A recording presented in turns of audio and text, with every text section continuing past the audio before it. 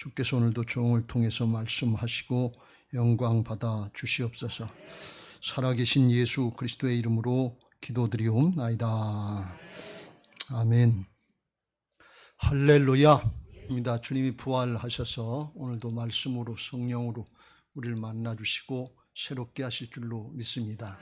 4층에 계신 분에게도 동일한 은혜가 있으시고 가정에서 예배하는 모든 성도들에게도 동일한 은혜가 있게 되시길 주의 이름으로 축원합니다. 할렐루야. 오늘 계속해서 역대하의 말씀을 같이 보겠습니다. 역대하 29장은 남과 북으로 갈리어진 남쪽 유다 왕국의 13대 왕이었던 히스기야 왕의 일대기가 29장부터 30장, 31장 이렇게 계속해서 나오고 있습니다. 히스기야에 대한 기록이 많이 나오는 것은 하나님 앞에 그만큼 중요한 인물이 됐기 때문에 그렇습니다. 그런데 히스기야가 왕으로 등극할 때 그때 나라의 사정은 아주 굉장히 어렵고 힘들었습니다. 그의 아버지 아하스 왕이 하나님을 바로 섬기지 않고 우상 섬기고 하나님을 대적해서 그야말로 나라가 다 정치, 경제, 외교 또는 재정까지 다 거덜나고 거지 같은 신세, 거지 같은 나라, 망하기 일보 직전의 그런 나라였습니다.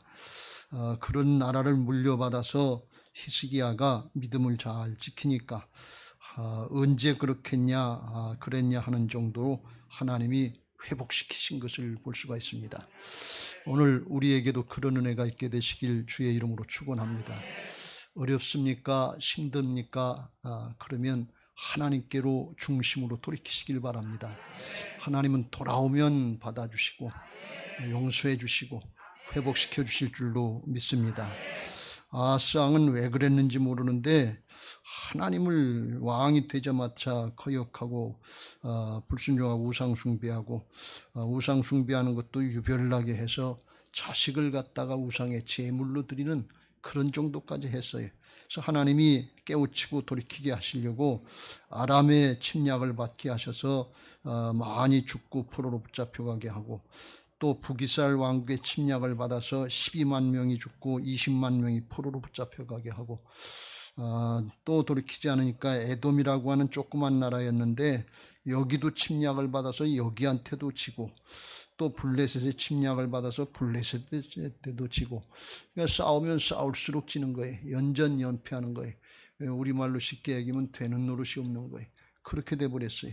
그러면 정신 차리고 돌이켰어야 될 텐데, 그런데 그래도 정신 안 차리고 오히려 하나님 앞에 화를 내고 성진다고 뭐한 놈이 뭐한다고 하는 것처럼 28장 22절에 보면 이렇게 고백을 합니다.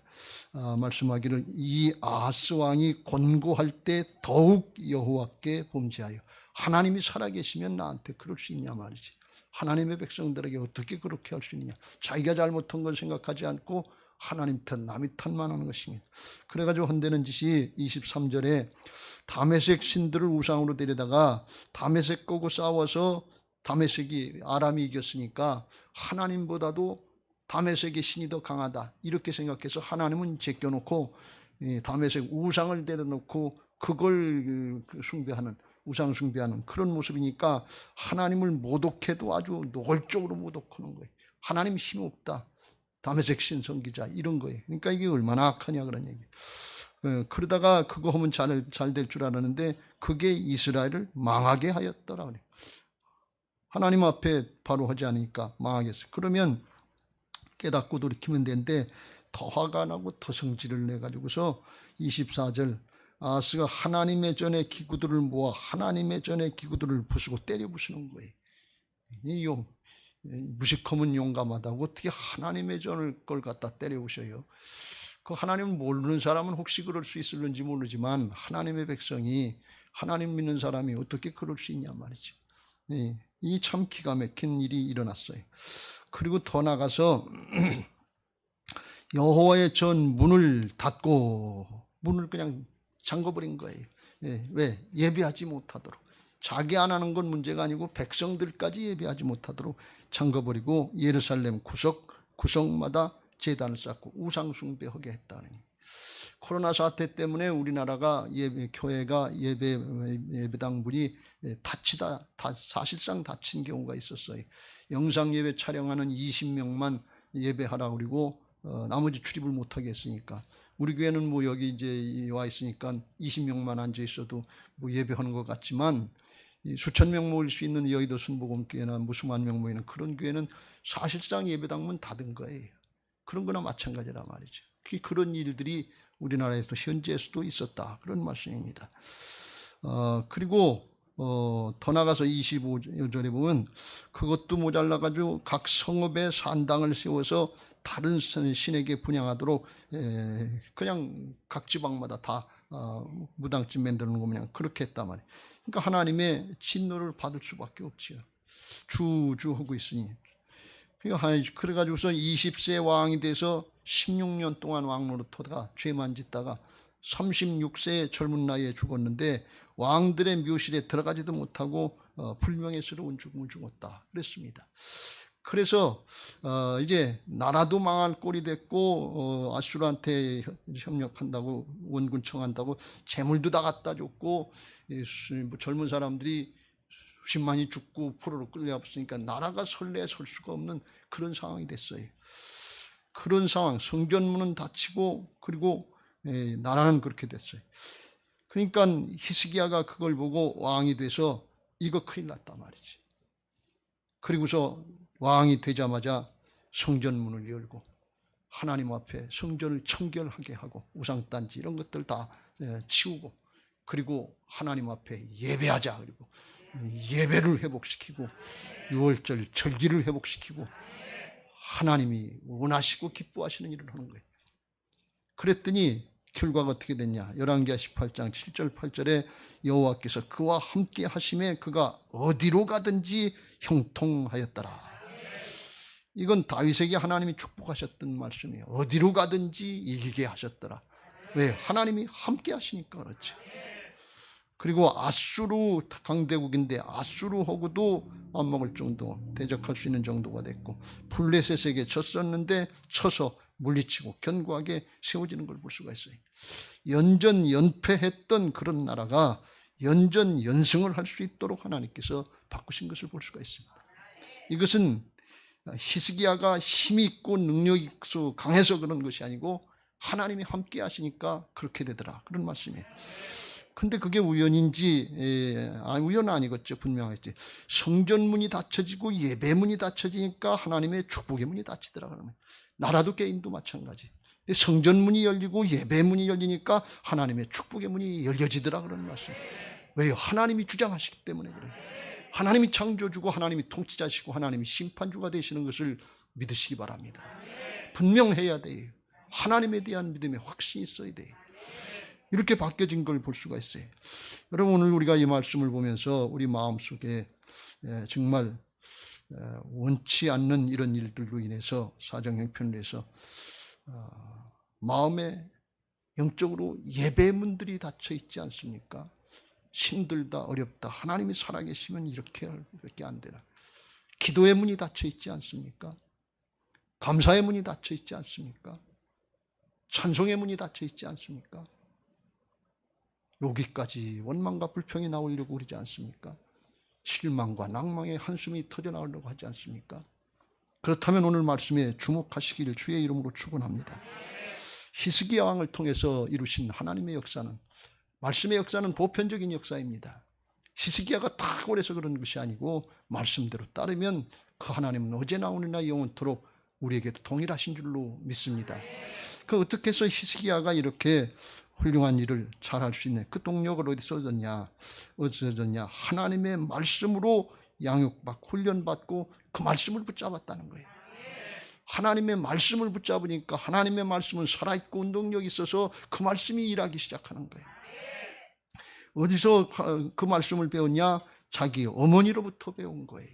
오늘 1절 말씀에 그랬어요. 그 29년 동안 다스렸는데 그의 어머니의 이름은 아비야요 스가랴의 딸이더라 그랬어요. 아비야라고 하는 것은, 아비라고 하는 것은 아버지, 부모라는 뜻이고, 야는 이제 주님을 나타내는 건데 하나님은 나의 아버지가 되신다, 그런 뜻이에요. 근데 이 스가랴의 딸인데 스가랴가 누군가 하면 당시의 제사장이었어요. 이사야서 8장 2절에 이렇게 소개를 합니다. 내가 진실한 증인 제사장 둘을 소개하는데 하나는 우리하고 하나는 여베레기야의 아들 스가랴를 불러 증언하게 하리라. 그래서 대선지자 이사야 선지자에게 인정받은 두 사람의 진실한 제사장이 그 당시에 있었는데, 언제? 아하스 왕 때, 그때 아주 타락할 때, 나라가 망할 때, 우상숭배가 번성할 때, 그때 제사장 우리야와 스가랴 두 사람이 인정받은 그런 사람으로 이사야에게 소개됐는데, 그 스가랴의 딸이 바로 아비야의 딸은 말씀이에요. 그러니까 그 진실한 제사장 스가랴가 자기 딸을, 그 못된 임금 아비야한테 딸을 시집 보내놓고 얼마나 애를 끓였겠냐 말이죠.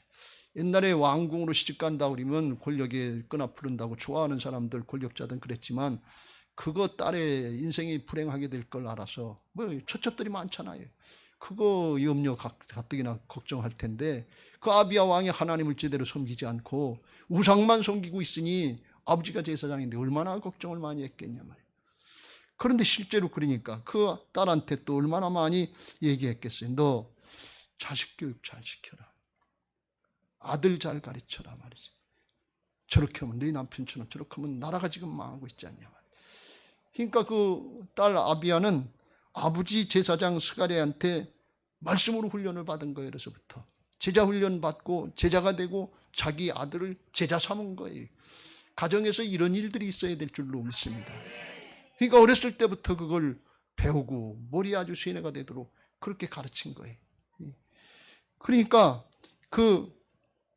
이제 히스기야 왕이 그 말씀을 통해서 이게 왜 이런 일이 일어나는지 그걸 다 배우고 깨달았지 않겠어요? 오늘 6절 이후에 그걸 고백하는 율법에 이게 다 나와 있는 거거든요.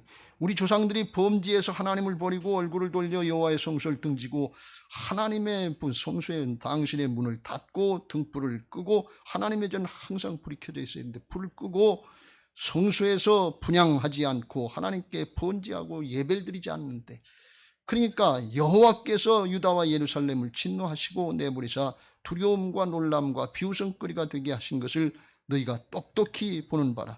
이로 말미암아 우리 조상들이 칼에 엎드러지며 우리 자녀와 아내들이 사로잡혔느니라. 실제로 그렇게 됐다 그런 말씀. 그래서 그걸 배우고 깨달았으니까 말씀이 새겨지고, 말씀이 운동력이 있어서 역사하니까 그 말씀 붙잡고 어렵고 힘든 일이지만 그걸 감당할 수 있는 용기가 생겼다 그런 말씀이에요. 우리가 이 말씀을 보면서 우리 부모들이 자식들을 잘 말씀으로 가르쳐야 될 줄로 믿습니다. 1차적으로 우리 부모들이 신앙을 잘해야 돼요. 그런데 성경에 보면 하나 이해가 잘 안 되는 게 있는데, 그건 뭔가 하면 부모가 신앙을 잘 했는데도 자식이 신앙을 잘 하지 못하는 경우가 종종 있어요. 조금 이따 또 봅니다만 다음에 보면 히스기야의 아들 므낫세는, 히스기야는 믿음이 탁월한 사람이었는데 므낫세는 또 이게 못된 짓을 하는 왕이 된, 그게 참 아이러니한 건데, 그러니까 이게 어렵고 힘들 때 난세의 영웅이 난다고, 믿음의 영웅도 어렵고 힘들 때 나는데, 그런데 부모가 믿음이 좋다고만 저절로 되는 것이 아니고 이때가 어느 때인지 이 상황이 어떤 상황인지 그걸 알고 이 시대에 태어난 하나님의 사람들로서 자기 사명을 깨닫고 시대적인 사명을 감당하려고 하는 사람들에게 말씀이 들어가고 말씀을 붙잡으면 그 사람을 통해서 하나님이 일하시기 시작하는 것을 믿으시기 바랍니다. 자식들에도 똑같이 안 해요. 목사의 자식, 장로의 자식 많은데 다 똑같이 안 해요. 전혀 다른 경우가 너무 많아요. 왜 그러냐? 본인들도 책임이 있다는 거예요. 이때가 어느 때인가, 지금 상황이 어떤가, 다른 건 몰라도 말씀을 듣고 깨달으면 분별하게 돼 있어요. 말씀에 다 나와 있거든요. 근데 그걸 진리로 받아들이고 이 시대적인 사명에 감당하기 위해서 하나님 이 역사에 쓰임받게 하옵소서. 이 어려운 상황에 쓰임받게 하옵소서. 주여, 나는 힘도 능력도 재주도 없는데 하나님 나를 도와주시옵소서. 이런 마음을 갖는 자식들이 있고 이런 마음을 갖는 시대적인 인물들이 있다는 것입니다. 그런 사람들이 난세의 믿음의 사람들이 되는 거예요. 성경의 믿음의 사람들은 다 그런 모습이에요. 어렵고 힘들 때 믿음의 사람들이 나왔지 편안하고 쉴 때 좋을 때 아니랄 때 그때 믿음 안 생겨요. 우리 신앙은 잘 생각해 보세요. 일정 때, 보릿고개 때, 6.25 때 그때 신앙하는 우리 부모들이 믿음 생활 잘하셨지 지금 살만해지고 먹을만하고 예배하기 힘들어요. 교회 문 닫아도 별 감동 없어요. 느낌 없어요. 그냥 그러려니 하거든요. 우리가 이게 잘 분별해야 될 줄로 믿습니다. 성경에 보면 그런 역사를, 말씀의 역사가 얼마나 강력한 걸 말씀하는데 디모데에게도 그런 일이 있었다 하는 것을 사도 바울을 통해서 증거하고 있습니다. 디모데후서 3장 15절 이후에 또 어려서부터 성경을 알았나니 성경은 능히 너로 하여금 그리스도 예수 안에 있는 믿음으로 말미암아 구원에 이르는 지혜가 있게 하느니라. 할렐루야. 말씀으로 구원받는 줄로 믿습니다. 말씀이 능력 있어요. 말씀을 통해서 성령이 역사하셔요. 디모데에게 어려서부터 성경을 가르쳤다. 누가? 성경에 보면 그의 외조모 외할머니 로이스와 그의 어머니 유니게 속에 거짓이 없는 믿음이 있었는데 그게 말씀을 통해서 가르치고 깨우쳐 준 거예요. 이 디모데도 그걸 깨닫고 말씀을 붙잡은 거예요. 그랬더니 모든 성경은 하나님의 감동으로 된 것으로 교훈과 책망과 바르게 함과 의로 교육하기에 유익하니 잘했든 잘못됐든 말씀을 받으면 다 바른 길로 갈 수 있도록 인도하실 줄로 믿습니다. 하나님이 감동하신다면 성령이 역사하신다는 게, 근데 어떻게 역사하시냐, 어느 정도까지 역사하시냐. 17절 같이 읽겠습니다. 시작. 이는 하나님의 사람으로 온전하게 하며 모든 선한 일을 행할 능력을 갖추게 하려 함이라. 할렐루야. 히스기야가 어디서 그런 능력, 어디서 그런 힘을 얻었냐? 말씀을 붙잡으면 말씀이 온전하게 하고 모든 선한 일, 하나님의 역사에 쓰임받을 수 있는 능력을 갖추게 해 주신다, 그런 말씀이에요. 하나님 살아계셔서 말씀을 통해서 역사하시는 것을 믿으시기 바랍니다. 할렐루야. 까만 건 글씨고 하얀 건 종이가 아니에요, 여러분들. 살아있고 운동력 있는 말씀의 체험들이 있고 그 말씀을 붙잡아야 될 줄로 믿습니다. 우리 자녀들에게 이걸 잘 가르치고 인도해 줘야 될 줄로 믿습니다. 우리 자녀들이 1차적으로는 하나님 앞에 주일이면 예배하러 갈 수 있도록, 학원이 먼저가 아니에요, 직장이 먼저가 아니에요, 예배가 먼저 우선될 수 있도록 그걸 가르쳐야 될 것이고, 예배하고 오면 손주든 자녀든 간에 엄마든 할아버지 할머니든 너 가서 예배 잘 드렸냐 물어보고, 뭘 배웠냐, 네가 깨달은 게 뭐냐, 은혜 받은 게 뭐냐, 이걸 물어보는 거예요. 이건 이스라엘 백성들이 자녀들 교육할 때 아주 중요하게 생각하는 게 있는데 그건 문답법이에요. 어렵고 힘들어서가 아니라 물으면서 경각심을 주는 거예요. 관심을 표현하는 거예요. 우리 엄마, 우리 할아버지 할머니가 예배 갔다 오는 거 뭘 배웠는지, 뭘 깨달았는지, 이거 관심 있으시구나, 이거 중요한 거구나, 그걸 깨우쳐 주는 거예요. 갔다 왔는지 안 왔는지 할 수 없게 이렇게 놔두면 안 돼. 너 은혜 받은 게 뭐냐, 그런 거 물어보는 거예요. 관심을 갖고 있다는 거, 이게 중요한 거예요. 옛날에는 할아버지 할머니들이 손주들, 손녀 손주들 무릎에다 앉혀놓고 옛날 얘기해 주셨잖아요. 우리에게 성경 일천독 읽기 많이 하시잖아요. 성경 말씀 읽고 성경 얘기, 인물 얘기, 옛날 얘기 많이 해주시길 주의 이름으로 축원합니다. 요새 아이들은 스마트폰 본다, 텔레비 본다 정신없는데 그거 잠깐 멈추게 하고 그거 하는 게, 그게 아이들의 심령에 새겨지게 하는 거예요. 디모데 어려서부터 그걸 했단 말이지. 세상의 것이 아이들의 머리에 들어가기 전에, 마음에 새겨지기 전에 하나님의 것으로 다 먼저 새겨놓는 그런 은혜들이 있게 되시길 주의 이름으로 축원합니다. 그렇게 하려고 할 때 하나님이 역사하실 줄로 믿습니다. 빠를수록 좋아요. 지속적으로 할수록 좋아요. 성경 말씀 묵상들 하시고 은혜 받은 거 그거 가르쳐 주세요. 여러분, 성경 말씀이 어려운 것 같은데 어렵지 않아요. 아이들 4살만 되면 복음을 깨달을 수 있대요. 그렇게 쉬운 게 성경이에요. 성령께서 도와주시는 게 성경인 줄로 믿습니다. 그러니까 그냥 놔두면 안 되고 그 아이들에게 말씀을 가르치고 경각심을 주고 살아계신 하나님의 역사, 복음의 역사를 가르쳐주면 거덜난 나라, 쫄딱 망한 나라, 그런 나라라도 살리는 역사에 쓰임받는 믿음의 인물을 만들어 주신다는 하나님이 만들어 주신다는 말씀. 사람이 하는 게 아니에요. 우리가 이 주어진 기회를 잊어버리면 안 될 줄로 믿습니다. 이건 가문을 살리고 교회를 살리고 나라를 살리는 역사인 줄로 믿습니다. 그렇습니다. 히스기야가 어머니가 그거 가르쳐준 그것 때문에 하나님이 함께 하시는 역사에 쓰임받게 된 줄로 믿습니다. 히스기야가 어떻게 해서 또 그렇게 할 수 있었느냐? 하나님의 심정을 붙잡았다 하는 것입니다. 하나님의 심정이었던가 하는 걸 깨닫고 그걸 붙잡았다. 10절 이제 이스라엘 하나님 여호와와 더불어 언약을 세워 그 맹렬한 노를 우리에게서 떠나게 할 마음이 내게 있노니. 그 마음이 그게 심정이 어디서 생긴 건가 하면 하나님이 주신 심정이다 그런 말씀이에요. 하나님의 말씀을 배우고 그걸 유념하고 받아들이면 저절로 하나님의 심정을 깨닫게 돼요. 알려고 해서 하는 게 세상 이치가 그냥 구별되게 돼 있어요. 선악을 판단하는 게 아니라 하나님의 나라의 역사를 깨달으면 세상이 어떻게 어느 방향으로 가는지 보여지게 돼 있어요. 하나님이 또 말씀을 통해서 어떻게 하시는지 성전을 통해서 어떻게 하시는지 배웠을 거 아니에요. 지금 성전 문이 닫혀 있어요. 그러니까 그 외할아버지 스가랴 제사장 스가랴가 진실한 제사장 스가랴가 이거 큰일 났다 그러지 않겠어요. 그 딸한테 네 아들 잘 가르쳐라 왕 될 건데 성전 문이 지금 닫혀 있다. 예배가 지금 폐지가 돼 있다. 하나님의 마음이 어떻겠냐. 하나님의 마음이 여러분 찢어지지 않겠어요? 예수님이 몸과 살을 육체를 찢어서 하나님 앞에 나갈 수 있는 예배를 열어주셨는데 예배가 멈춰지고 예배가 폐지되고 예배가 중지된다 그러면 하나님의 마음, 예수님의 마음이 어떻겠어요? 그 주님의 마음을 붙잡고 그 감동을 받고 그걸 하려고 하는 마음, 그게 생긴 거예요.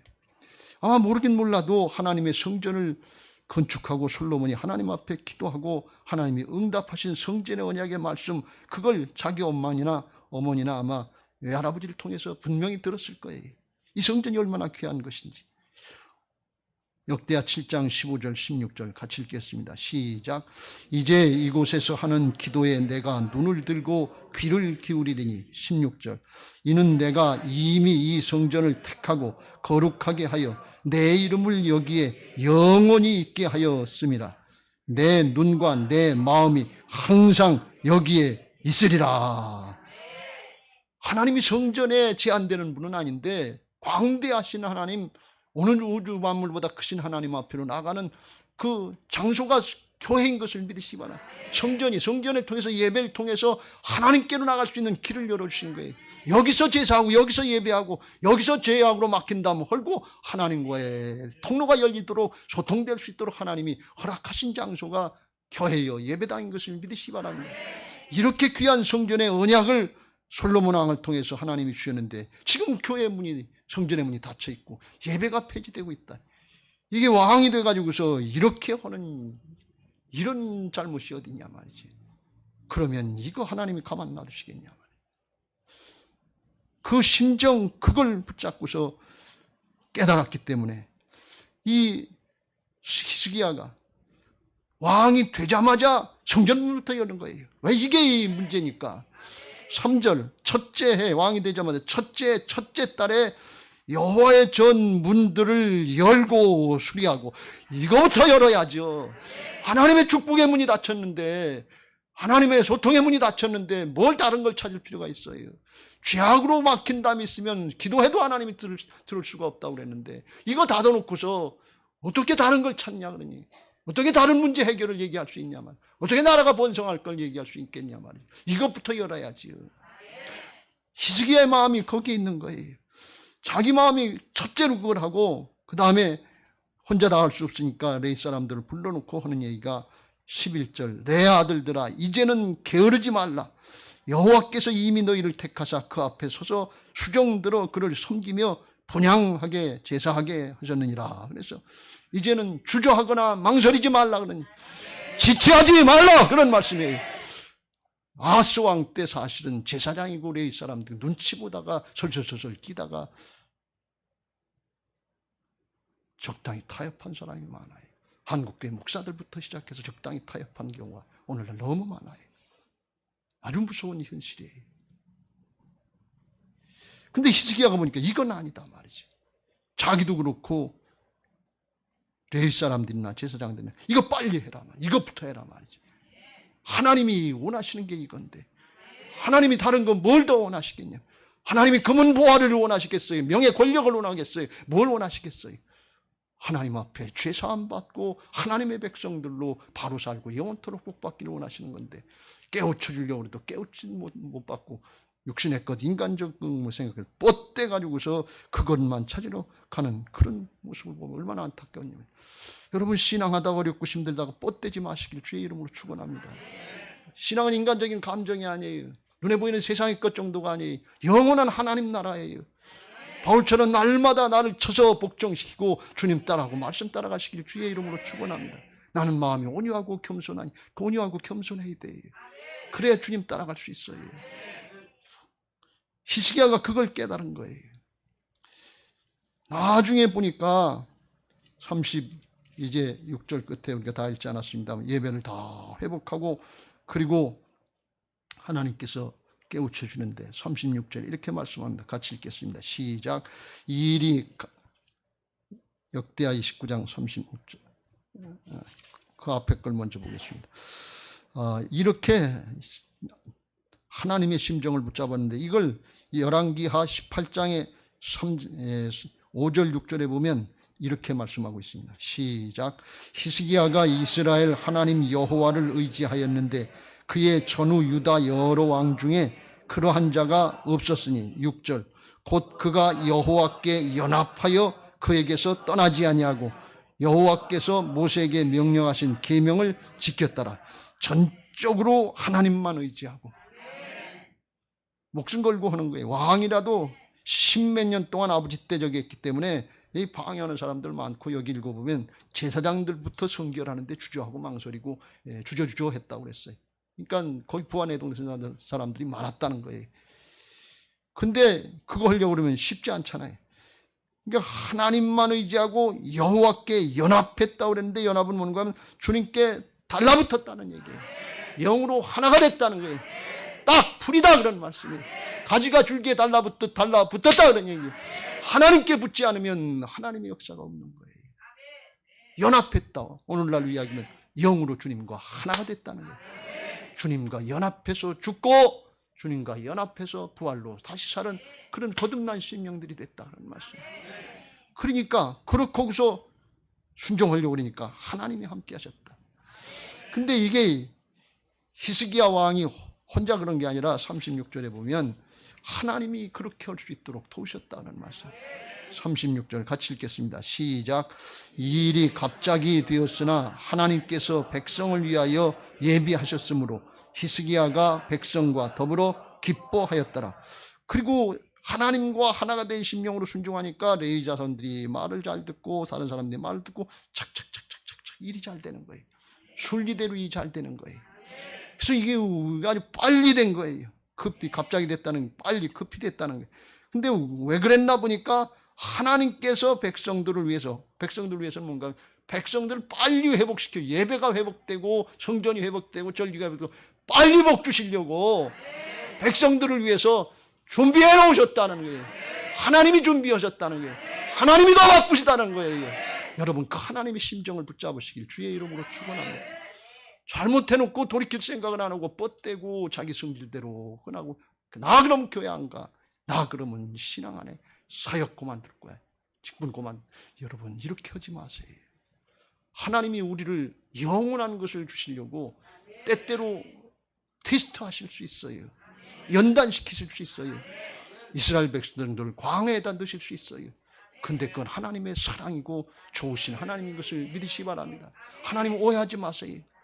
아들을 내주신 하나님이 뭘 더 아끼시겠냐 그랬어요. 우리는 하나님을 잘 몰라요. 인간적으로 기분 감정 세속적으로 판단하지 마세요.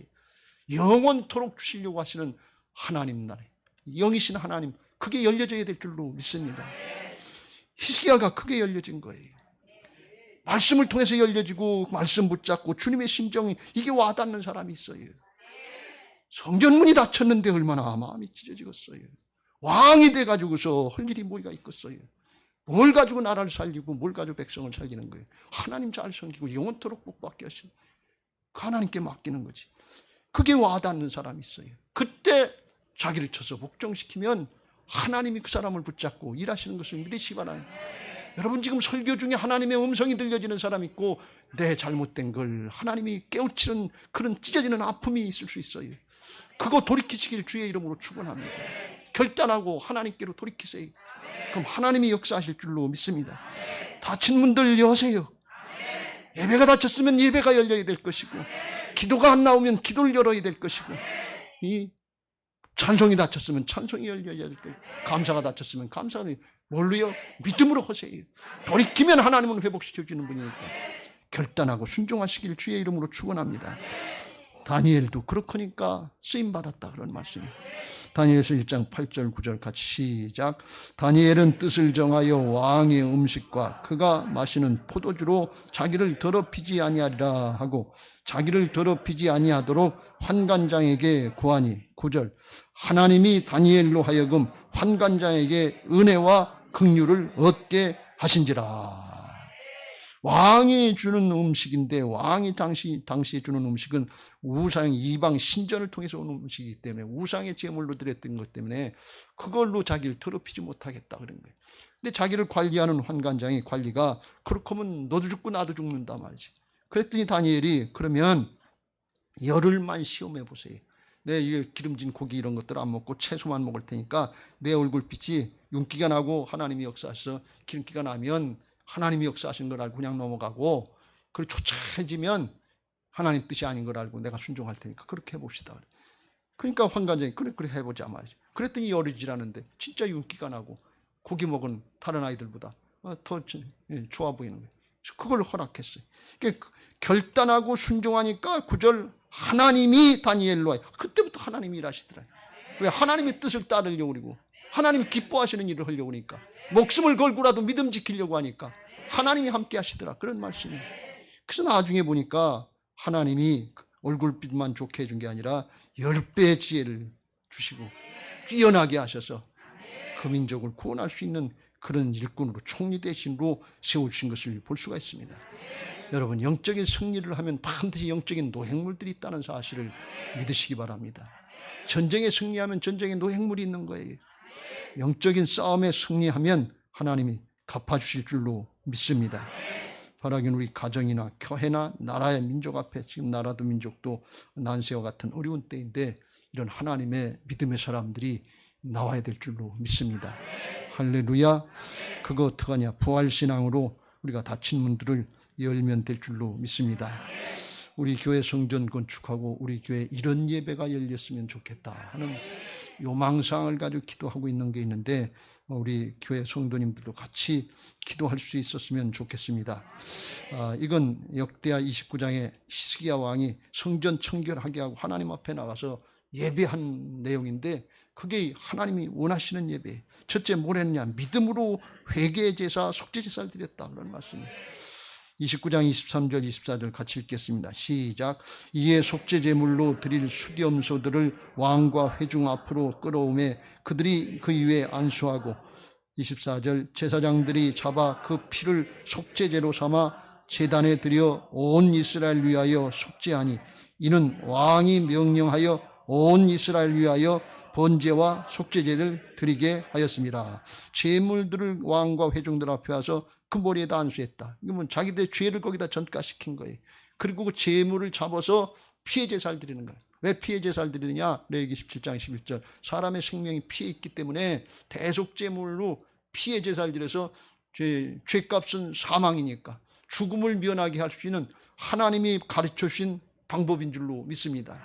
하나님이 그렇게 허락을 하셨으니까 그렇게 하는 건데, 이걸 뭐라고 그러는 게 믿음으로 한다 이렇게 얘기하는 거예요. 아니, 그까짓 거 동물 잡았다고 죄가 없어지나? 그게 아니에요. 하나님이 허락을 하셨으니까 그렇게 하면 죄가 없어지고 하나님과의 관계가 열려지고, 그리고 축복의 통로, 소통의 통로가 열려지게 되는 것을 믿으시기 바랍니다. 할렐루야. 오늘날 하나님이 우리에게는 예수 그리스도의 보혈에 의지해서 하나님께로 나가라고, 그렇게 가르쳐 주신 것을 믿으시기 바랍니다. 우리는 그래서 하나님 앞에서 예배할 때마다 믿음으로 하는 거예요. 주님이 그렇게 다 열어놓으시고 허락을 했으니까 믿음으로 하는 사람은 죄사함 받고 죄악이 용서가 되고 막힌 통로가 열려지고 기뻐서 즐거워서 새 사람으로 변화되는 하나님의 역사가 있는 것을 믿으시기 바랍니다. 이 영적인 역사예요. 그냥 예배 드리는 거 성전들만 밟고 왔다 가는 게 아니에요. 약속의 말씀, 복음의 말씀에 의지해서 예배하는 신령과 진정의 예배자들 되시길 주의 이름으로 축원합니다. 히브리서 10장 19절 20절 같이 읽겠습니다. 시작. 그러므로 형제들아 우리가 예수의 피를 힘입어 성소에 들어갈 담력을 얻었나니 20절. 그 길은 우리를 위하여 휘장 가운데로 열어놓으신 새로운 살 길이요 휘장은 곧 그의 육체니라. 새로운 살 길이다. 육신으로 또 육신으로 가는 게 아니라 거듭난 새 사람으로 영으로 하나님 나라로 사는 하나님의 자녀로 사는 하나님의 백성으로 사는 새로운 살 길을 열어놓으셨다는 거예요. 이게 하나님의 은혜인 줄로 믿습니다. 여러분 예배는 굉장한 축복이에요. 사람을 바꾸는 역사예요. 사마리아인이 예수님 만나고 신령과 진정의 예배를 알고 존재가 바뀌었어요. 남편 하나 더 얻은 게 아니에요. 문제 해결하는 정도가 아니에요. 존재가 바뀌어서 모든 문제 가운데 자유함을 얻고 기뻐서 즐거워서 세상과 문제는 없고 예수님만 있고 주님 증거할 수 있는 하나님의 사람으로 바꿔지는 게 이게 예배인 것을 믿으시기 바랍니다. 히스기야가 그걸 아는 거예요. 그걸 믿은 거예요. 그리고 하나님 앞에 예배하니까 하나님이 역사하시잖아요. 하나님은 진리의 영인 것을 믿으시기 바랍니다. 진리의 말씀, 신령과 진정 그대로 역사하시는 거예요. 그러니까 그 다음 단계가 뭔가 하면 하나님과의 막힌 관계에 여니까 그 다음에 감사가 열리고 찬양이 열리고 경배가 열린 거예요. 하나님의 성령의 감동의 역사가 하나님의 임재 역사로 나타나는 게 29장 28절부터 30절 같이 읽겠습니다. 시작. 온 회중이 경배하며 노래하는 자들은 노래하고 나팔 부는 자들은 나팔을 불어 번제를 마치기까지 이르니라. 29절. 제사 드리기를 마침에 왕과 그와 함께 있는 자들이 다 엎드려 경배하니라. 30절. 히스기야 왕이 귀인들과 더불어 레위 사람을 명령하여 다윗과 선견자 아삽의 시로 여호와를 찬송하며 그들이 즐거움으로 찬송하고 몸을 굽혀 예배하니라. 자기 아버지 때 10수년 동안 하나님을 반역하고 예배하지 못하게 하고 성전문을 닫고 그랬는데 하나님 앞에 속죄제사들이니까 하나님이 성령으로 감동하시고 그 마음속에 은혜와 평강을 주시는 거예요. 기쁨이 올라오는 거예요. 믿어지는 거예요. 살아계신 하나님의 역사가 느껴지는 거예요. 그러니까 시켜서가 아니라 하나님 앞에 감사가 터지고 찬양이 터지고 찬송이 터지고 하나님 앞에 고맙고 감사해서 저절로 엎드려 경배하는 거예요. 예수님의 십자가 보혈의 은혜를 통해서 부활의 살아계신 하나님의 역사를 믿는 사람들에게는 만물이 주님 앞에 경배하게 되어 있는 것을 믿으시기 바랍니다. 모든 무릎이 무릎을 꿇고 하나님 앞에 경배하게 되어 있는 거예요. 이게 하나님의 역사예요. 이 예배는 하나님의 은혜를 입고 하나님과의 관계, 하나님의 형상이 회복된 사람들이 하나님 앞에 드리는 진정한 예배인 것을 믿으시기 바랍니다. 하늘나라에 가면 그런 예배가 드려진다고 그랬어요. 오직 예수 그리스도의 보혈의 은혜로 하나님의 은혜로 구원받고 새 사람이 됐고 영생을 누리는 거 이게 기뻐서 그건 누가 가르쳐 주서가 아니라 저절로 그 앞에 경배할 수 있도록 존재들이 그렇게 되는 것을 믿으시기 바랍니다. 요한계시록 7장 9절 이후에 같이 읽겠습니다. 시작. 이 일 후에 내가 보니 각 나라와 족속과 백성과 방언에서 아무도 능히 셀 수 없는 큰 무리가 나와 흰옷을 입고 손에 종려가지를 들고 보좌 앞과 어린 양 앞에 서서 10절 큰 소리로 외쳐 이르되 구원하심이 보좌에 앉으신 우리 하나님과 어린 양께 있도다 하니 11절 모든 천사가 보좌와 장로들과 네 생물의 주위에 서 있다가 보좌 앞에 엎드려 얼굴을 대고 하나님께 경배하여 12절 이르되 아멘 찬송과 영광과 지혜와 감사와 존귀와 권능과 힘이 우리 하나님께 세세토록 있을지어다 아멘 하더라. 엎드려서 경배하면서 우러나와서 속에서부터 우러나와서 그런 예배를 드렸다. 그런 말씀이에요. 제가 목회하면서 꿈에도 소원이 이런 예배를 드리는 거예요. 성전 건축하고 하나님 앞에 우리가 이런 예배, 이런 교회가 됐으면 좋겠습니다. 하나님 앞에 그냥 나오는 게 아니라 어렵고 힘들고 찌들는 삶 가운데서 죄악 가운데 사는 인생들이 하나님 앞에 나와서 믿음으로 복음에 의지해서 예배하고 보혈로 씻음 받고 부활의 능력으로 새로워져서 성령이 함께 하시는 역사가 믿어져서 기뻐서 즐거워서 감사해서 찬양이 터져나오는 이런 예배 드리는 게 꿈에도 소원이에요. 그런 기도를 드리고 있어요. 이거 어떻게 하면 될까요? 우리 성가대에서 찬양이 터져나오고 찬양 예배가 회복돼서 찬양들이 터져나오고 금요 심야 기도 때 찬양이 터져나오고 기도가 터져나오고 구원하심이 보좌에 앉으신 우리 하나님과 어린 양께 있도다 이 감격이 터져나오는 그런 예배가 열려지는 그런 교회가 그거 기도하시길 주의 이름으로 축원합니다. 이거 어떻게 될 수 있을까요? 지금 늘 그게 고민이고 그게 기도거리예요.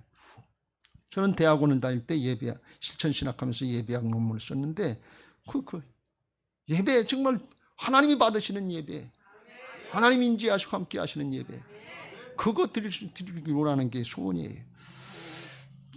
지난 주간에 유튜브에서 지선아 사랑해, 옛날에 이지선 자매 아시는 분도 있고 모르시는 분인데 어떤 얘기인가 하면 2000년도에 대학교 4학년 때 23살 때 아주 이쁘고 그런 자매였었는데 주일날인가 교회 갔다 오다가 오후에 자기 오빠하고 차를 타고서 끝나고서 가다가 신호대에 기다리는데 앞에 차가 이렇게 17대 있고 근데 술 취한 사람이 음주운전하고 뺑소니하다가 와서 그 차를 받은 거예요. 뒤에서 그냥 속도를 내서 달리다가 그래가지고 거기 그 순간에 이제 충격을 받고 절도해버리고 차는 불이 붙은 거예요. 그러니까 자기가 옷이 불이 붙어가지고 타는데 자기 오빠가 먼저 깨가지고서 보니까 자기 동생이 타고 있으니까 샤슬버스 불을 끄고서 차 폭발한다고 끌고 나오니까 끌고 나와서 그래가지고서 이제 조금 있으니까 차가 진짜 폭발했거든요. 겨우 사는 거지. 근데 온몸에 55% 반 이상이 3도 이상의 화상을 입어가지고서 이게 피부가 다 타버린 거예요. 그래서 이건 죽는다. 살 수 없단 말이지. 그 병원에 가서 그때 나이가 23살이고 간증할 때가 2014년도 간증을 들었는데 그러니까 지금 2021년도니까 지금은 한 40, 서너 됐지요. 자기 나이보다 수술을 받은 횟수가 더 많다는 거예요. 여기 살 떼어다 여기다 붙이고 여기다 사서 얼굴도 지금 이제 본 분들인데요. 사람 얼굴 같지 않게 아주 흉악하게 됐네. 그러니까 자기도 살고 싶은 생각이 없더래요. 그래서 두 가지 택하려. 하나는 교회 가서 기도를 할까? 하나는 아파트 옥상에 가서 뛰어내릴까? 그걸 고민하다가 하나님 도대체 날 왜 이렇게 하셨는지 이유라도 한번 물어보고 욥처럼 이유라도 좀 하나 알아보고 그리고 죽더라도 죽자 그리고 교회로 갔대. 몇 시간을 엎드려서 하나님 도대체 왜 이러시냐고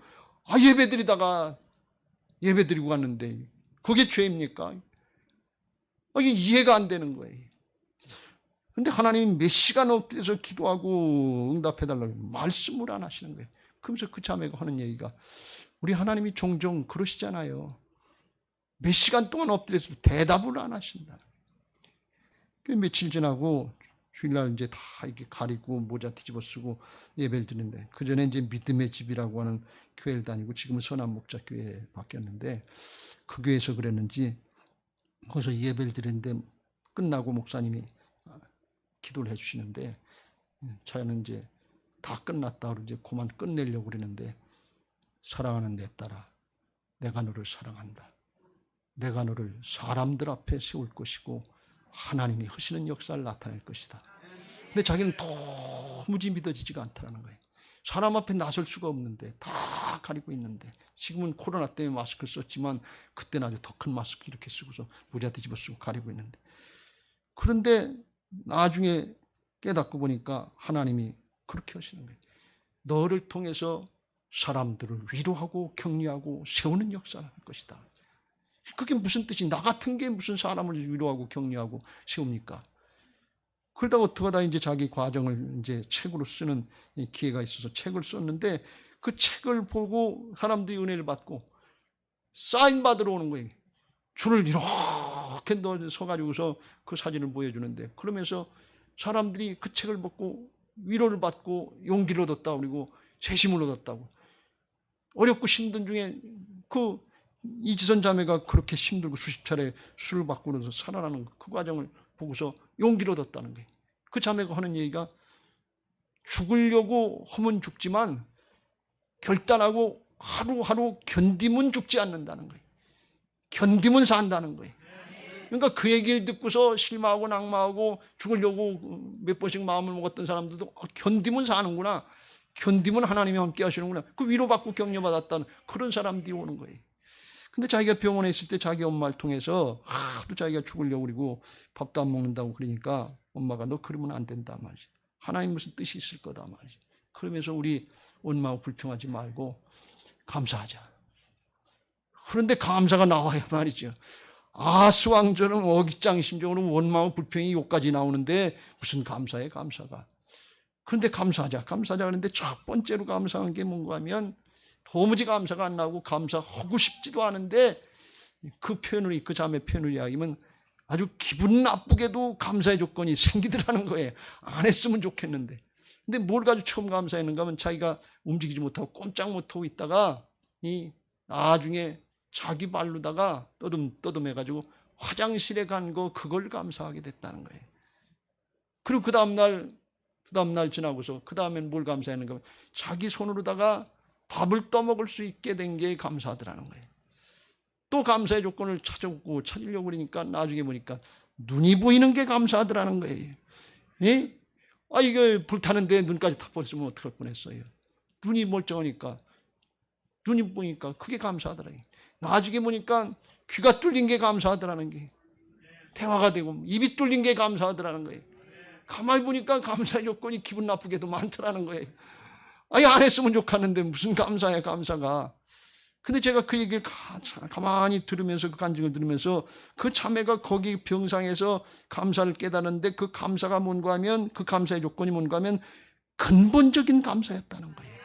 근원적인 감사였다는 거예요. 아주 이쁘게 잘생겼어요. 그거 가지고 대학 이화대학 4학년 때 그랬는데 성공하고 출세하고 시집가고 잘가고 잘 살았더라도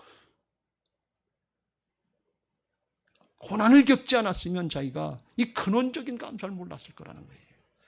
그런 거 다 있더라도 눈 하나 다치고 귀 하나 다치고 입이 다치면 감사의 조건이 되겠냐 그런 얘기예요. 어떤 게 진짜 감사의 조건이냐 그런 얘기예요. 근원적인 감사를 깨달았다는 거예요. 그러고 보니까 감사가 나오고 찬송이 나오기 시작하더라는 거예요. 그런데 더 놀라운 것은 그 고통 연단의 과정 이걸 통해서 비로소 하나님이 어떤 분이신가 하는 게 깨달아지고 믿어지기 시작하더라는 거예요.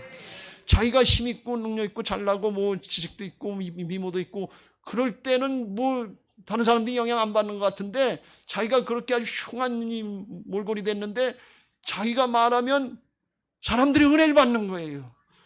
사람이 바뀌는 거예요. 이 하나님이 일하시는 거예요. 하나님이 이렇게 일하시는구나 말이지. 영적인 감사가 생기기 시작하는 거예요. 하나님이 믿어지기 시작하더라는 거예요. 하늘나라가 믿어지기 시작하더라는 거예요. 그래서 어떤 기자가 그렇게 물었대요. 자매님, 이제 과거 옛날에 그때 사고 나기 전에 그때 이뻤을 때 그때 잘났을 때 그때로 돌아가실 수 있다면 돌아가겠어요? 그럼 물어봤대. 얄궂은 질문이죠.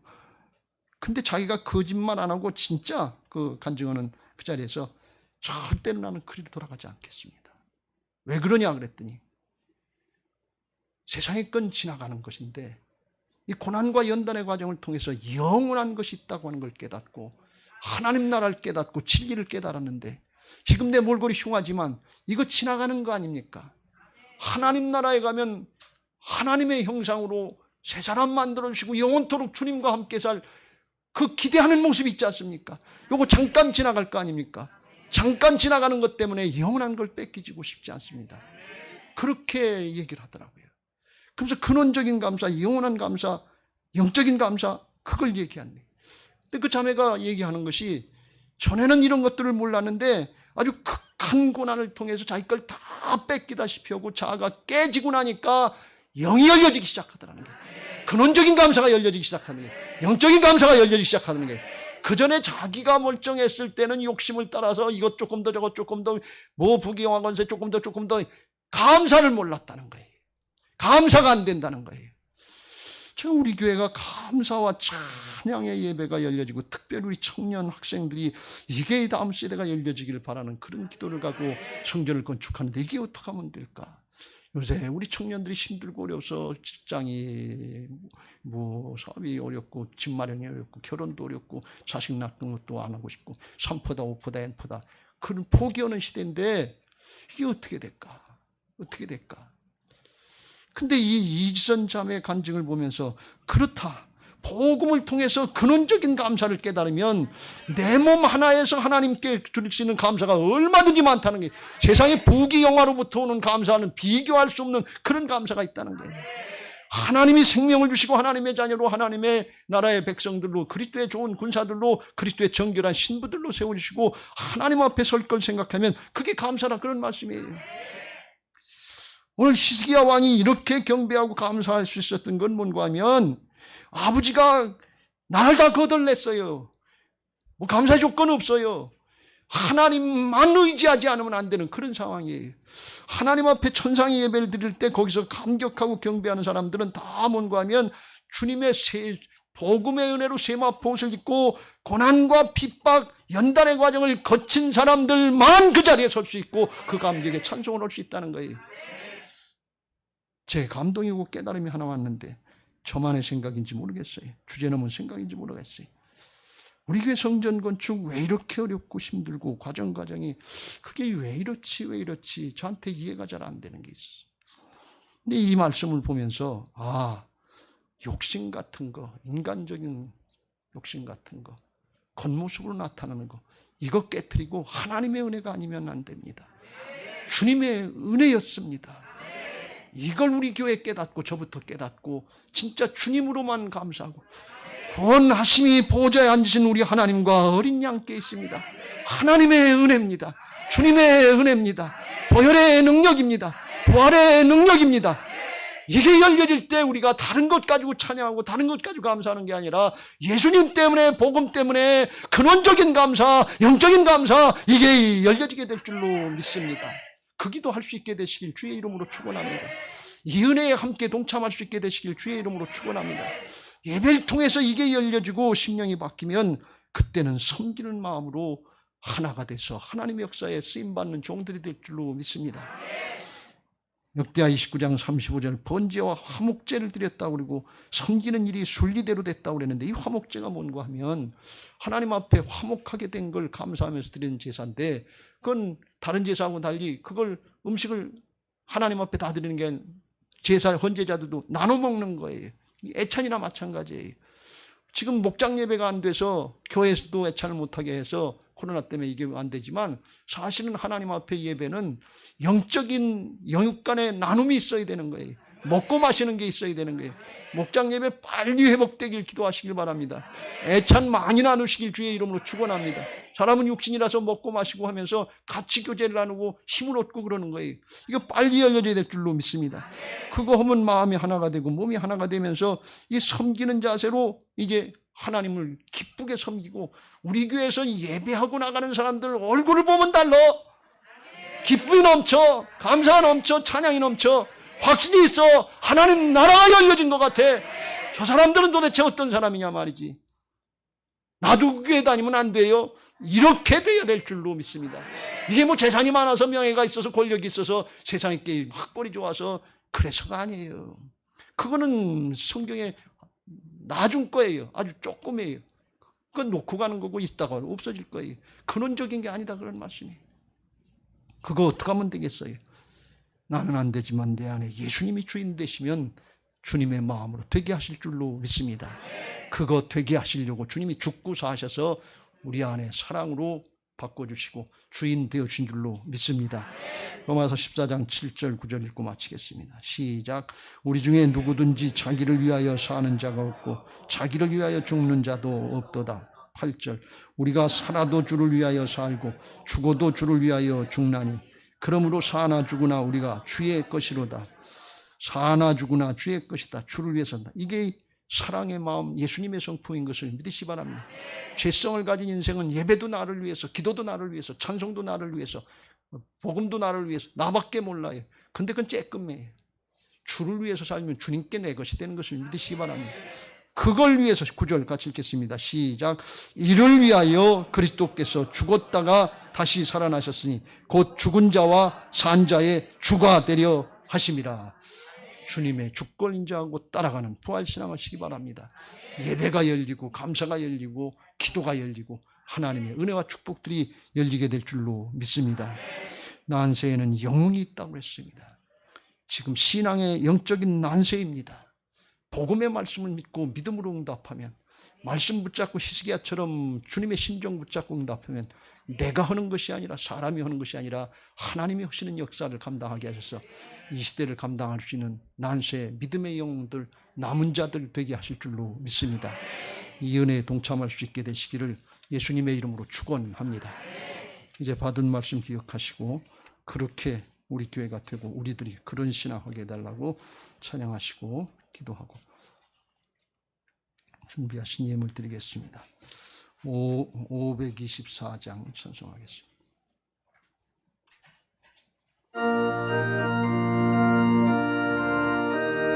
박수하시겠습니다. 갈 길을 밝히 보이시니